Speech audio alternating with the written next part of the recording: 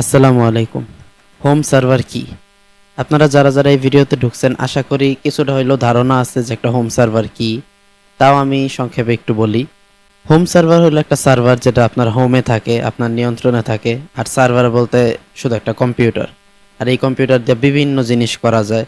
এর মধ্যে কিছু উল্লেখযোগ্য হইল নেটফ্লিক্সের মতো স্ট্রিমিং সার্ভিস বানানো, যেমন প্লেক্স বা জেলিফিন, মাইনক্রাফটের মতো বিভিন্ন গেমের সার্ভার বানানো, ওয়েব হোস্টিং করা, ইমেল হোস্টিং করা, অ্যাড ব্লক করা, হোম অ্যাসিস্ট্যান্ট ইউজ করা বা নিজের ভিপিএন বানানো। তো আজকের ভিডিওতে আমি একটা বেসিক হোম সার্ভার রেডি করে দেখাবো, যেটা দিয়ে আমরা বিভিন্ন ধরনের বিভিন্ন কাজ করতে পারবো। তো আর দেরি না করে শুরু করি।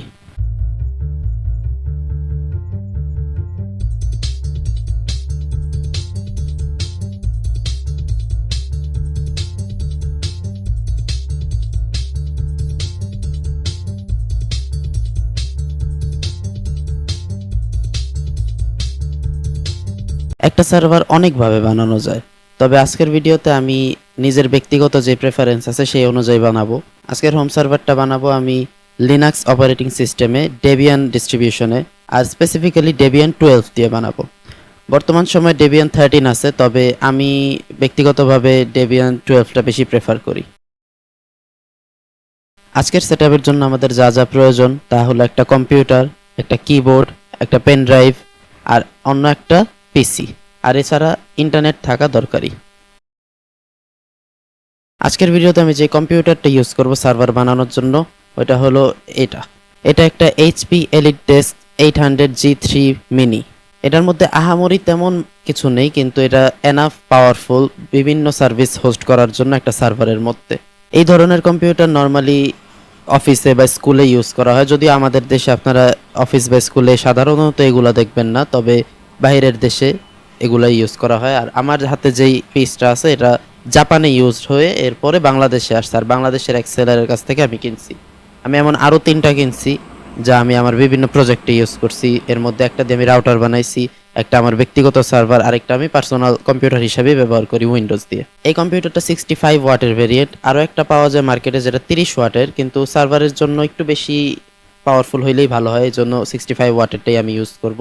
এটার মধ্যে একটা i3 6 জেনারেশনের প্রসেসর আছে, 4 জিবি একটা DDR4 র্যাম আছে, আর 128 জিবির একটা এসএসডি আছে। আমি বলতে ভুলে গেছিলাম যে আমি এই পিসিটা 2025 সালের অক্টোবর মাসে কিনছি, আর তখন এটা আমার টোটাল 8,000 টাকা দরকার হয়েছিল। এছাড়া আপনি এটার মধ্যে একটা হার্ড ডিস্ক লাগাইতে পারবেন, তাছাড়া একটা ওয়াইফাই অ্যাডাপ্টার আছে যেটা দিয়ে অনেক ধরনের কাজ করা যায়।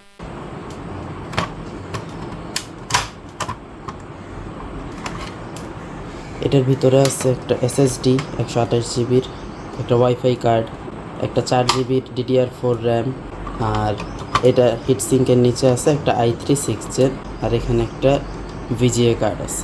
ওয়াইফাই অ্যাডাপ্টারটা হলো A+E কি। আপনারা A+E কি টু M কি কনভার্টার কিনে আপনারা অন্যান্য বিভিন্ন জিনিস লাগাতে পারবেন, যেমন একটা এসএসডিও লাগাতে পারবেন বা NVMe টু SATA কনভার্টার লাগাতে পারবেন। আরও এমন পসিবিলিটিস অনেক কিছু আছে।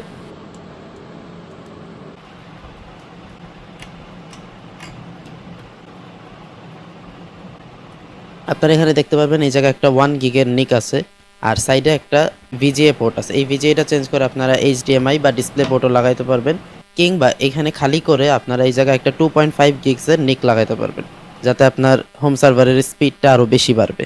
যদিও আজকের ভিডিওতে আমি ওগুলো করবো না, আমি অপশনসগুলো আপনাদেরকে বললাম। আমি আপনাদের শুরুতেই বলছি যে আজকে আমি ডেবিয়ান 12 দিয়ে সার্ভারটা বানাবো, আর এটা করারও কিছু পদ্ধতি আছে। এর মধ্যে একটা যেটা জনপ্রিয় বিষয়টা হলো প্রক্সমক্স ইউজ করে এরপরে ডেবিয়ান 12 বা যে কোনো ওএস ইনস্টল করা। প্রক্সমক্সটা হলো একটা অপারেটিং সিস্টেম যেটার মধ্যে ভার্চুয়াল মেশিনস ক্রিয়েট করা যায়। মানে একটা অপারেটিং সিস্টেমের মধ্যে আপনারা একাধিক অপারেটিং সিস্টেম তৈরি করতে পারবেন। যেমন আমার এই পিসিতে যদি আমি প্রক্সমক্স ইনস্টল করি তাহলে আমি চাইলে একটা উইন্ডোজ রাখতে পারবো, আবার আমার সার্ভারও রাখতে পারবো, আবার একটা নিক অ্যাড করে আমি এটাকে আরেকটা ভার্চুয়াল মেশিন তৈরি করে আরেকটা রাউটারও বানাইতে পারবো। একটা পিসির কে আমি 3 ভাগ করে 3টা কাজে লাগাইতে পারবো, এমন অনেকগুলাই করা যায়। যেহেতু আজকে আমার ওগুলা কোনো উদ্দেশ্য না, তাই আমি প্রক্সমক্সের দিকে যাব না, আমি সরাসরি ডেবিয়ান 12 এটার অপারেটিং সিস্টেম হিসাবে ইনস্টল করব। তো এখন আমাদের মূল কাজ শুরু করি। তো সার্ভার সেটআপের আমাদের প্রথম কাজ হয়েছে আমাদের অন্য একটা নিজের পিসি বা ল্যাপটপের মধ্যে একটা বুটেবল পেন ড্রাইভ রেডি করা, যেটার মধ্যে আমরা ডেবিয়ান 12 ইনস্টল করে আমাদের সার্ভারে নিতে পারবো। এই জন্য সবার শুরুতে কোনো একটা ব্রাউজারে গিয়ে বেলেনা এইচএল নামের একটা সফটওয়্যার ইনস্টল করতে হবে। এটার লিংক আমি ডেসক্রিপশনে দিয়ে দিব। এই লিংকে গিয়ে নিচে গেলেই ডাউনলোডের অপশন আছে, এখান থেকে ডাউনলোড করলে নর্মালি যেভাবে আমরা ডাউনলোড করি ডাউনলোড করতে পারবো। আমার ডাউনলোড করা আছে তাই আমি করলাম না। তারপর এই সফটওয়্যারটা অন করব। এখন এখানে তিনটা অপশন আছে, flash from file, flash from URL and clone drive. আমি ফ্ল্যাশ ফ্রম ইউআরএল করব। এখন এই জায়গায় একটা আমাদের আইএসও লিংক দিতে হবে, যেটার লিংক আমি ডেসক্রিপশনে দিয়ে দেব। তো এই লিংকে আসলে পরে এখানে দেখবেন Debian 12.12 AMD 64 netins.iso। তো এটারে আমরা কপি করব, তারপর এই জায়গায় এসে পেস্ট করে দেব। এখন ওকে ক্লিক করলে টার্গেট সিলেক্ট করতে বলবো, মানে যে পেন ড্রাইভে আমরা করব। আজকে আমি ব্যবহার করব এই পেন ড্রাইভটা। এটা সনির একটা 8 জিবি পেন ড্রাইভ, 4 জিবি দিয়েও করা যায়, আমার কাছে এটা আছে আমি এটাতে করতেছি। পেন ড্রাইভটা পিসিতে ইনসার্ট করব, তারপর ক্লিক করব সিলেক্ট টার্গেট। এই যে এখানে সনি স্টোরেজ মিডিয়া আসছে, এটা দিয়ে সিলেক্ট দেব। তারপরে ফ্ল্যাশে দিলে কতক্ষণ সময় লাগবে, আমাদের পেন ড্রাইভের মধ্যে Debian 12 এসে পড়বে।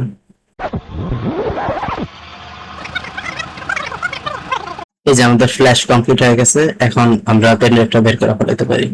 আমাদের মেইন পিসিতে আপাতত কাজ শেষ, এখন আমরা আমাদের সার্ভারের কাজ শুরু করব, মেইন কাজ।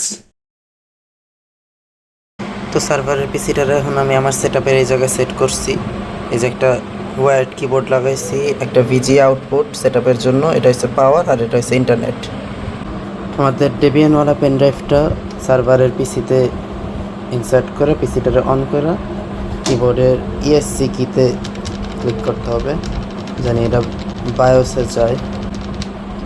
এই যে এটা এখন বায়োসে গেছে। এই পার্টিকুলার প্রবলেমটা আমার পিসিতে আছে, আপনাদের পিসি তেমন হওয়ার কথা না। এখানে এন্টার ক্লিক করলে আমার হয়ে যায়। এখান থেকে আমি যাব বুট মেনুতে, তারপর UEFI সনি স্টোরেজ, এটা আমাদের পেন ড্রাইভ। এখান থেকে আমরা দিব ইনস্টল।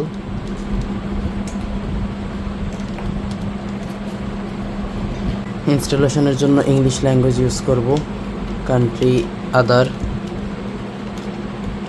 এশিয়া, বাংলাদেশ, এখানে হবে ইউনাইটেড স্টেটস, তারপর আমেরিকান ইংলিশ। এখানে একটা হোস্ট নেম সিলেক্ট করতে হবে, আমি টেক্সিল্যান্ডের TGL দিলাম। আর ডোমেইন নেম কিছু না দিলেও হয়, আমি দিয়ে দিই texziland.com। কন্টিনিউ। এটা রুট পাসওয়ার্ড লাগবে, আমি আপাতত 1 2 3 4 5 6 7 8 দিলাম। আরেকবার দিব 1 2 3 4 5 6 7 8। নতুন একটা ইউজার ক্রিয়েট করতে হবে, সহজে TGL।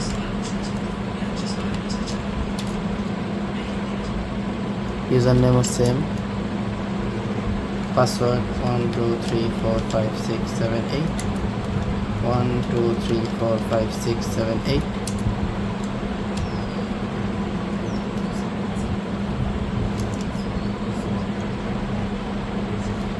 এখান থেকে আমরা সেকেন্ড অপশন সিলেক্ট করব পার্টিশনের জন্য।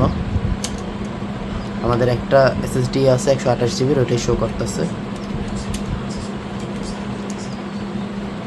প্রথম অপশনটাই দিই, যেহেতু এটা recommended for new users, easy হবে। এখান থেকে finish partitioning, yes I am sure.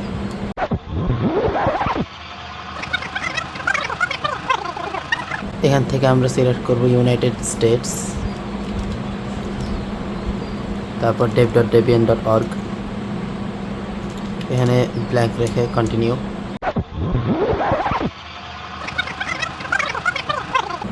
এখানে আপনারা ইয়েসও দিতে পারেন, নো দিতে পারেন, আমি নো দিব।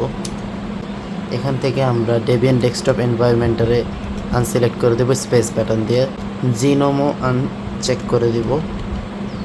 এখান থেকে আমি দিব ওয়েব সার্ভার, আর এসএসএইচটা অনেক বেশি দরকারি, এটা দিতেই হবে, এটা ভুলেও মিস করা যাবে না। তারপর এন্টার দিয়ে কন্টিনিউ।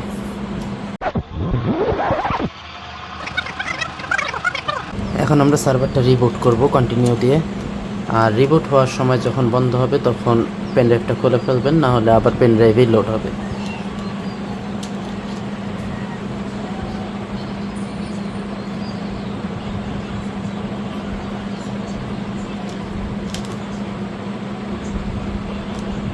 আমাদের সার্ভার এখন রেডি। এই যে লগ ইন করতে বলতেছে। প্রথমে ইউজার নেম দিব যেটা সেট করছিলাম, TGL। পাসওয়ার্ড হচ্ছে 12345678। আমরা লগ ইন করলাম। এখন এই সার্ভার সেটআপের, হোম সার্ভার সেটআপের সব থেকে বেশি দরকারি কাজ করব, যেটা হলো সার্ভারের একটা স্ট্যাটিক আইপি অ্যাড্রেস দেওয়া। বাংলাদেশে অনেক আইএসপি আছে যারা ডাইনামিক আইপি অ্যাড্রেস দেয়, অর্থাৎ আপনাদের প্রত্যেকটা ডিভাইস কিছু ঘন্টার পর পর আইপি অ্যাড্রেস চেঞ্জ করে। এটা সিকিউরিটির জন্য এটা ভালো, কিন্তু আপনার সার্ভার যদি আইপি অ্যাড্রেস চেঞ্জ করে আপনার সব কনফিগারেশন এদিক সেদিক হয়ে যাবে, আর আপনি আপনার সার্ভারের সার্ভিস খুঁজে পাবেন না। এই জন্য এটার একটা স্থায়ী স্ট্যাটিক আইপি অ্যাড্রেস দিতে হবে। এটার জন্য আপনারা এখানে লিখবেন হোস্ট নেম, এটা হলো টার্মিনাল, এই জায়গায় চলতে হয় হোস্ট নেম ড্যাশ আই। এই যে আমাদের এখন আইপি অ্যাড্রেস হলো 192.168.0.188। এটা আবার কিছু ঘন্টা পর চেঞ্জ হয়ে যাবে, এই জন্য আমরা এটারে পার্মানেন্ট করবো। পার্মানেন্ট আইপি অ্যাড্রেস পার্মানেন্ট করার জন্য আপনাদের রাউটারের সেটিংয়ে গিয়ে ডিএইচসিপি এনেবল করতে হবে। আর এক এক রাউটারের জন্য এটা এক এক রকম। আমি ইউজ করি টিপি লিঙ্ক, তবে আমার টিপি লিঙ্কের মাধ্যমে নেটওয়ার্ক কন্ট্রোল হয় না, আমি পাই হোল ইউজ করি আমার সার্ভার দিয়ে। তো আমি পাই হোলে যাব, এখানে লগ ইন করবো।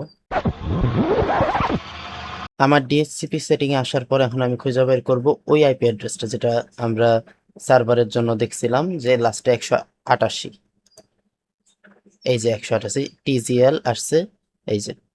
এই যে এক্সপিরেশন আছে ইন অ্যান আওয়ার, মানে 1 ঘন্টা পর এটা চেঞ্জ হয়ে যাবে। তো আমরা চাই না এটা চেঞ্জ হোক, এই জন্য আমরা এটার ম্যাক অ্যাড্রেসটা কপি করব।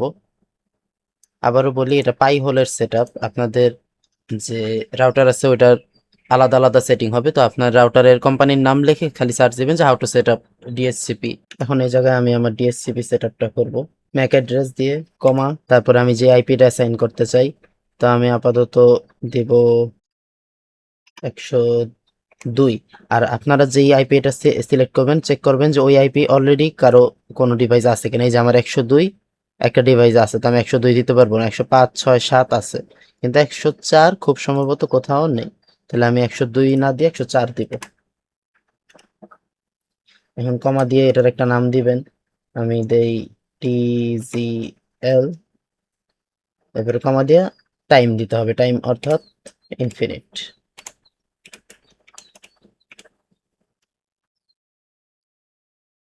পাই হোলের মধ্যে আমার সেটআপ শেষ। এখন এটার আমি সেভ করলেই হয়ে যাবে।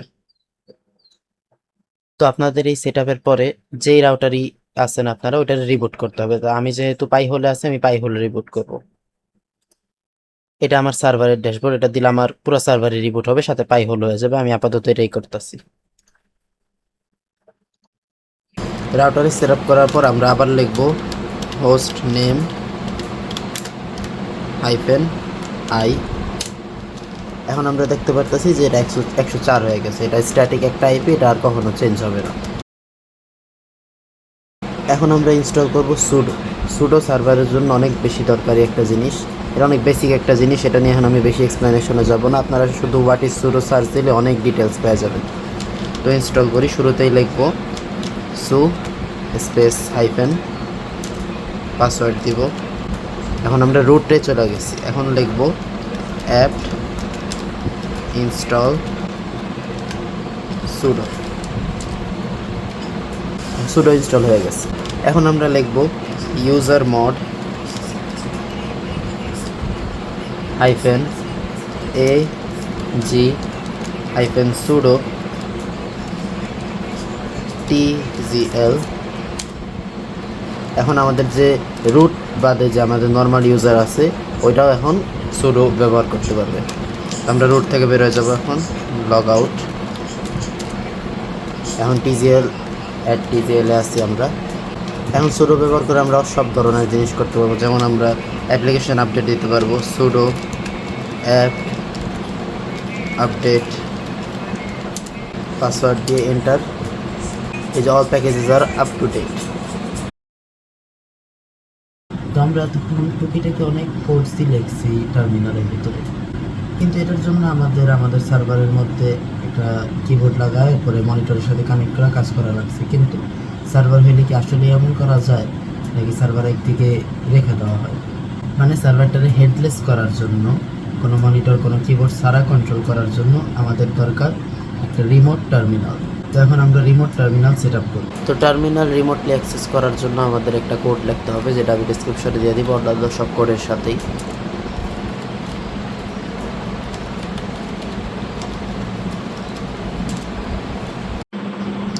আমরা এখন একটা কোড লিখব, এটা লিখে এন্টার দিলেই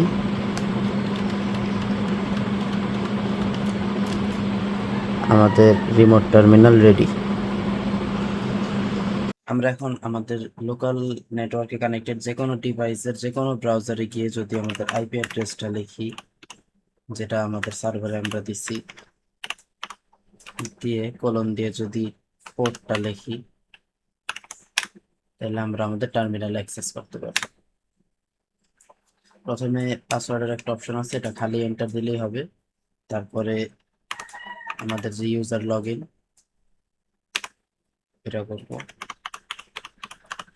এখন কিছু দরকারি কোডস লিখবো এই জায়গায়, যাতে করে আমরা যতবার সার্ভার রিস্টার্ট দিই ততবার এই টিটিওয়াইডিটা অটোমেটিক অ্যাক্টিভ হয়ে যাবে। এইসব কোড ডেসক্রিপশনে থাকবে।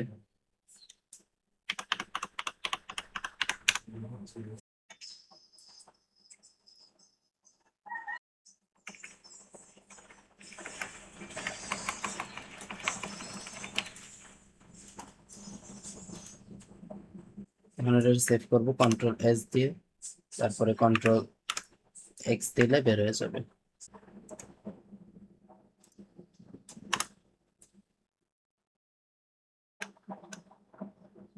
আমাদের এটা রিকানেক্ট হয়ে গেছে আর এটা কমপ্লিট রেডি ইউজ করার জন্য। তো আমাদের সার্ভার সেটআপ এখানেই শেষ। এখন মনে হইতেছে যে সার্ভারের কিছুই হইলো না, কিন্তু আসলে সার্ভারের বেস রেডি হয়েছে। পরবর্তী ভিডিওগুলোর মধ্যে আমি আস্তে আস্তে এক একটা অ্যাপ্লিকেশন, এক একটা সার্ভিস সার্ভারের মধ্যে ট্রাই করে দেখাবো। ইনশাল্লাহ অনেক কিছুই করব। আজকে আমরা সার্ভারের যেই মূল কাজগুলো করছি তা হলো সার্ভারের একটা স্ট্যাটিক আইপি দেওয়া, সার্ভারে সুডো ইনস্টল করা, আর সার্ভারের টার্মিনালকে রিমোটলি অ্যাক্সেসেবল বানানো। এখন আমরা সার্ভারের কিবোর্ড আর মনিটর খুইলাও যদি সার্ভারকে ইউজ করি, অন্য যে কোনো ডিভাইস দিয়ে নির্দিষ্ট আইপি আর পোর্ট ব্যবহার করে আমরা আমাদের ইউজার নেম পাসওয়ার্ড দিয়ে লগ ইন করে সার্ভারের যে কোনো কমান্ড দিতে পারবো। পরবর্তীতে ওইভাবেই আমি আরো সহজেই বিভিন্ন কাজ করব সার্ভারের টার্মিনাল দিয়ে, যেটা আসলে সার্ভারের সাথে ফিজিক্যালি কানেক্টেড থাকবে না, ইন্টারনেটের মাধ্যমে হবে। আজকের জন্য এতটুকুই, আবার দেখা হবে নেক্সট ভিডিওতে। আসসালামু আলাইকুম।